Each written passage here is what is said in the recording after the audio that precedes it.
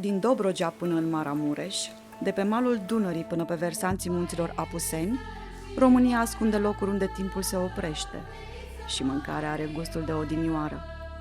Aici, oamenii gătesc cum au învățat de la părinți, în gospodării simple, cu ingrediente din jurul casei sau de la producătorii din zonă. La punctele gastronomice locale, oamenii se adună în jurul focului, poveștile prind viață, iar gustul poartă mai departe istoria comunității. Vă prezentăm 10 astfel de destinații, unde gustul devine amintire și amintirea devine poveste.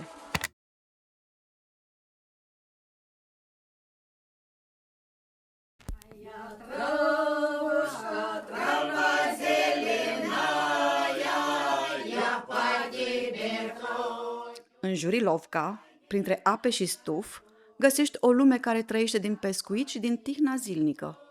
Aici, peștele nu e doar un ingredient, e simbol și identitate. Fiecare bucată de scrumbie, fiecare saramură sau storceag are povestea ei, spusă la foc mic, într-un ceaun sau pe pat de sare. Pe mesele lipovenilor miroase a fum de lemn, a ulei încins și a apă sărată. Lipovenesc nu e doar un loc unde se mănâncă, e un întreg ecosistem unde omul se integrează în fauna locală și fiecare farfurie te răsplătește cu darurile oferite de natură.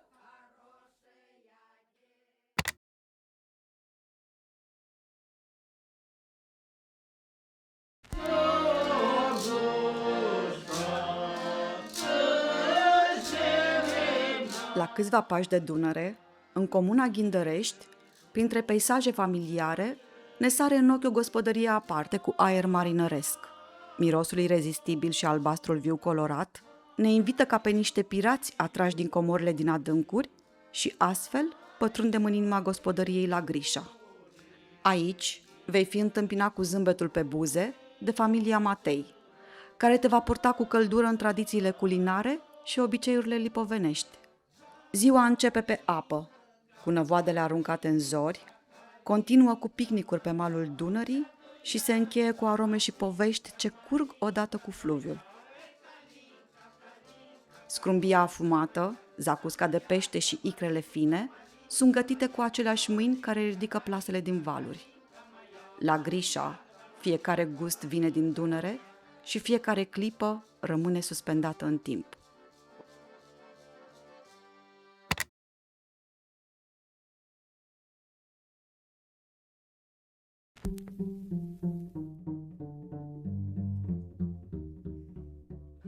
În cămara Chivuței, amintirile sunt ținute la borcan, servite într-un aer primitor, iar la final poți să pleci cu borcanul acasă. Pe rafturi stau cu minți dulceată de vișine, zacusca de vinete, compotul de caise și varza murată. Totul vine din grădina de afară, unde soarele și ploaia au grijă de legume, iar pământul știe rețetele mai bine ca oricine.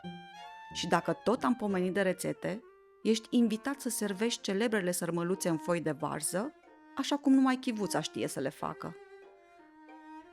Aici, tradiția nu se povestește, se gustă, lingură cu lingură.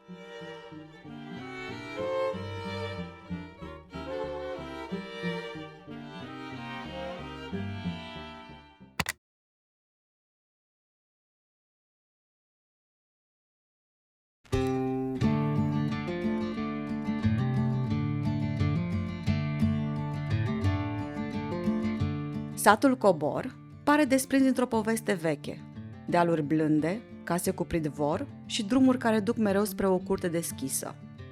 Oameni, case și animale împart același ritm, ritmul zilei care se naște din lumină și se stinge în tihnă.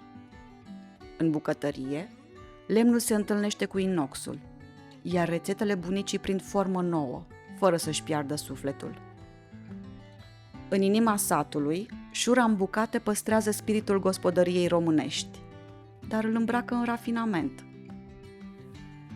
Rețete vechi, repovestite cu ingrediente locale și o mână sigură, care știe să lase loc gustului să vorbească. Totul se gătește cu simț, cu răbdare și cu drag de frumos.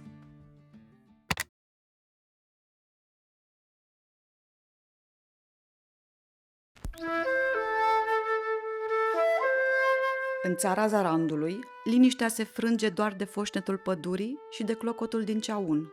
Gospodăria stă la margine de drum, între pomi bătrâni și livezi.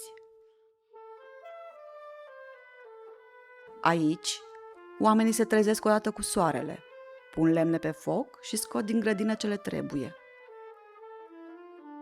Gospodarii gătesc simplu, firesc și desăvârșit. Totul e făcut cu mâna lor, din ce au în ogradă și din cele de pământul. La părău, mâncarea se face încet, cu ochii pe jar și sufletul la vorbă. Fără grabă, fără decor, fără zgomot. E un loc unde timpul se gustă, nu se măsoară.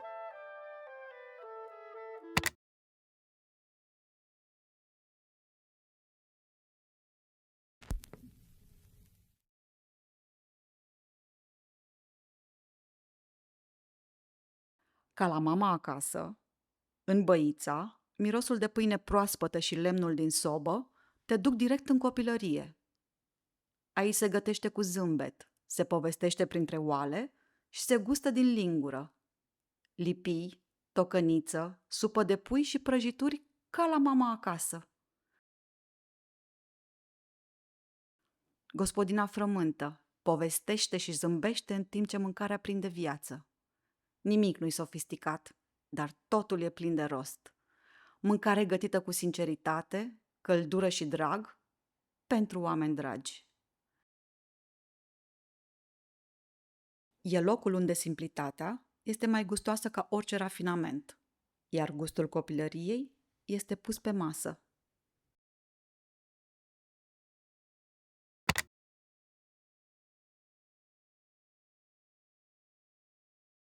Roagă-te și credem, cel ce totul vede. În Bilbor, la poalele călimanilor, casa Velecei e un colț de liniște în care gusturile se împletesc cu muntele. Aici, laptele vine de la stână, legumele din grădină, iar pâinea din cuptorul de lut. Aerul e curat, apa e rece, iar mâncarea are miros de brad și de copilărie. Fiecare trăiește masa ca pe o rugăciune. E un loc care te primește ca acasă, chiar dacă vii de departe.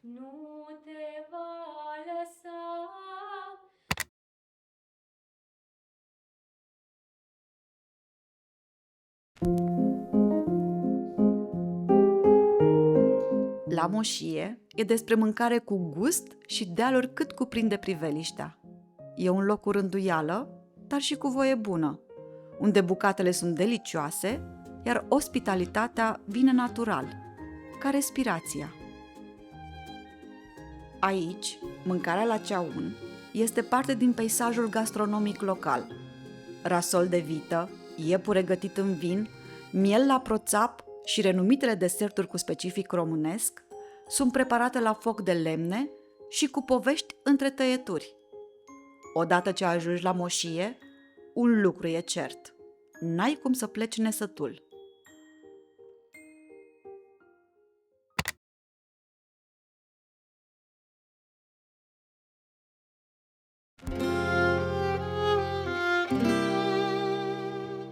În Bucovina, Haila sa Ivan e o poveste spusă la foc sub cerul deschis. Aici, ziua începe cu miros de iarbă udă și se încheie sub cerul plin de stele. La poalele muntelui, Haila sa Ivan pare desprins dintr-un vis de vară. Oamenii cosesc fânul, hrănesc animalele, aburii se ridică din ceaun, iar gazdele pregătesc masa sub cerul liber. Ospățul devine sărbătoare, iar tăcerea cel mai frumos condiment.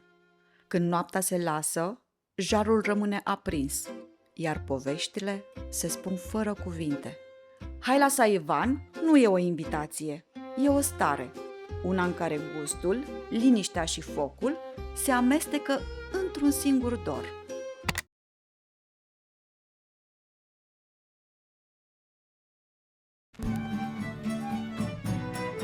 În Maramureș, la poalele munților, este Poiana Novăț, În depărtare, mocănița își face simțită prezența printre brazii deși, iar aburul ei se amestecă cu fumul din bucătăria Mariei.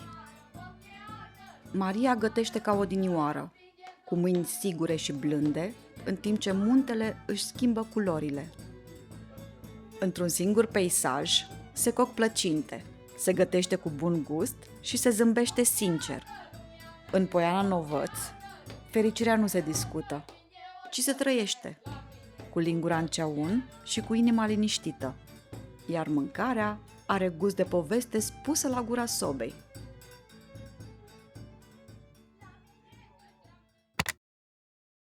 Zece locuri, 10 povești, 10 amintiri gustoase. Aici, în fiecare sat, mai arde un foc, mai crește o roșie, mai fierbe o ciorbă. România nu se descoperă doar cu ochii, se descoperă cu gustul, cu mirosul, cu liniștea dintre două îmbucături.